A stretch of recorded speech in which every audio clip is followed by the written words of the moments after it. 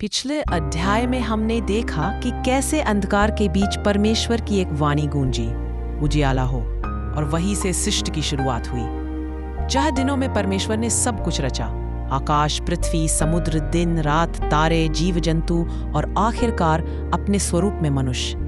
फिर 7वें दिन उसने विश्राम किया और उस दिन को पवित्र ठहराया।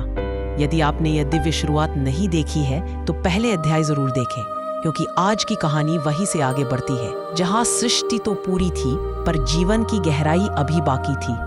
अब धरती पर कोई वर्षा नहीं होती थी, न कोई किसान था, सिर्फ कुहासा था जो भूमि को सींचता था।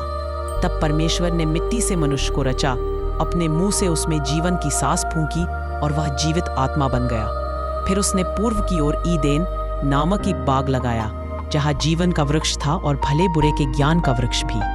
उस बाग को एक पवित्र नदी सींचती थी जो 4 धाराओं में विभाजित होती थी।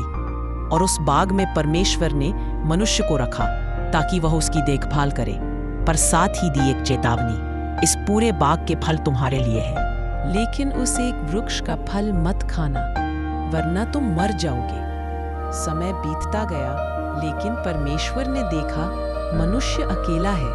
पशु, पक्षी, हर जीव बनाए गए और मनुष्य ने सबको नाम भी दिए, पर कोई उसकी तरह नहीं था। तब परमेश्वर ने उसे गहरी नींद में डाला, उसकी एक पसली ली और उससे एक स्त्री रची। जब मनुष्य ने उसे देखा तो कहा, यह मेरी हड्डी में से हड्डी है, मेरे मांस में से मांस। और इस तरह पहली बार 2 आत्माएं एक हो गईं, निर्वस्त्र फिर भी निर्दोष, क्योंकि वहां अब भी पवित्रता थी, प्रेम था और परमेश्वर का साथ था। लेकिन ये शांति बहुत देर टिकेगी नहीं, क्योंकि अगला अध्याय ले चलेगा हमें उस वृक्ष के पास जहां इंसान पहली बार आज्ञा और इच्छा के बीच फंसेगा और सृष्टि में पहली बार पाप प्रवेश करेगा।